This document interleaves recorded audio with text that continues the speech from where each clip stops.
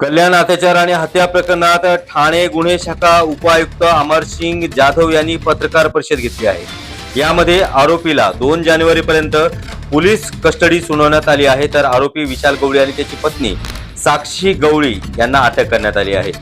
Kolshewadi police ठाण्याचे police पुढील तपास करत आहेत, तर विशाल गवळीवरती 8 गुन्हे दाखल आहेत। गुन्हा कसा केला, हत्यार कोणते वापरले, अजूनही कुणी सहभागी आहे का याचा देखील तपास पोलीस करत आहे। मुलीवरती अत्याचार मध्यप्राशन करून केलं का याचाही तपास पोलीस करत आहेत। त्याचप्रमाणे आरोपीने मृतदेहाची विल्हेवाट लावताना कुणाची मदत घेतली का याचा देखील तपास पोलीस करत आहे। हा गुन्हा अतिशय संवेदनशील असून याचा बारकाईने तपास देखील केला जात आहे।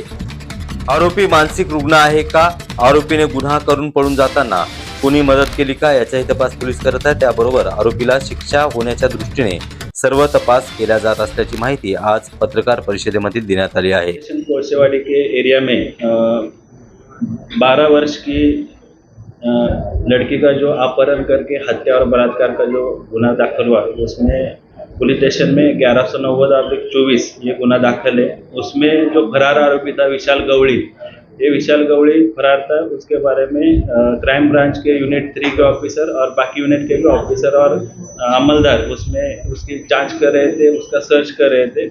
उसमें वो आरोपी विशाल गवळी बुल्ढाना डिस्ट्रिक्ट में गया, ऐसा इंक्वायरी में और इन्वेस्टिगेशन में निष्पन्न हुआ। उसके बाद यूनिट 3 के पीआई अजीत शिंदे, एपीआई उगल मुगले और उनके टीम ने साथ में उनके सपोर्ट में यूनिट 1 के इंचार्ज, यूनिट 5 के इंचार्ज, सेंट्रल यूनिट के इंचार्ज और प्रॉपर्टी सेल के इंचार्ज भी उनको सपोर्ट, टेक्निकल सपोर्ट और बाकी सपोर्ट इन्वेस्टिगेशन में कर रहे थे। तो उनकी टीम ने उसको शेगांव बुल्ढाना में लोकेट किया और वहाँ के जो स्थानिक पुलिस है, शेगांव बुल्ढाना डिस्ट्रिक्ट के जो स्थानिक पुलिस है, उनकी मदद से विशाल गवळी को शेगांव में ताबे में हमने लिया और आगे की कार्रवाई के लिए, लीगल एक्शन के लिए लोकल पुलिस स्टेशन कोळशेवाड़ी को हमने हैंडओवर किया। सर, आरोपी का बैकग्राउंड क्या है, क्या करता है? आरोपी की उम्र 30 साल है और वो जो है वहाँ पे मानपाड़ में एक कंपनी में लेबर का काम कर रहा था। पत्नीला काय प्रभाव होता? पत्नीला देखील तिचा अटक केलेला है। उसके वाइफ को भी हमने अरेस्ट किया, साक्षी को। उसका भी क्या रोल है वो आगे इन्वेस्टिगेशन में आएगा। सर, उसका दहशत था, उसने पहले लड़की को छेड़खानी किया था, उसको धमकी दी, अगर कंप्लेंट किया फिर हत्या कर दी गया, ऐसा पहले सामने आया। उसके ऊपर इसके पहले 8 ऑफेंस रजिस्टर है, 8 गुना दाखिल है। उसके बारे में आपको पेपर्स देख के आगे लोकल पुलिस स्टेशन जानकारी देगी। सर, ऐसे आरोपी भाग रहा था, काफी कहाँ से मिला आरोपी, किस प्रकार से उसकी जो भागने के लिए किस लोग ने सपोर्ट किया, पुलिस के सामने चैलेंज थे काफी। वो आरोपी गुनाह करने के बाद थाना से बुल्ढाना डिस्ट्रिक्ट में गया, शेगांव में गया।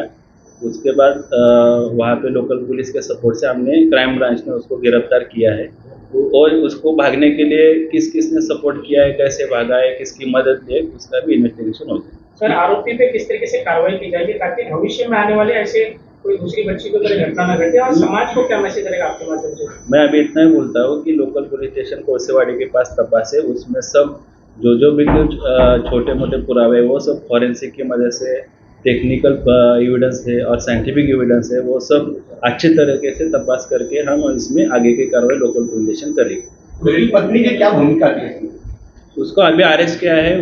उसका क्या रोल है ये गुन्हे में, उसके पत्नी का क्या रोल है वो भी तपास में निष्पन्न हो जाएगा। मुंबई, पुणे, नागपूर, मराठवाडा असो का विदर्भ, राजकीय, सामाजिक, शैक्षणिक क्षेत्र असो का क्रीडा, सर्वच घडामोडीचे विश्लेषण पाहायला विसरू नका। फक्त देशोन्नती न्यूजवर।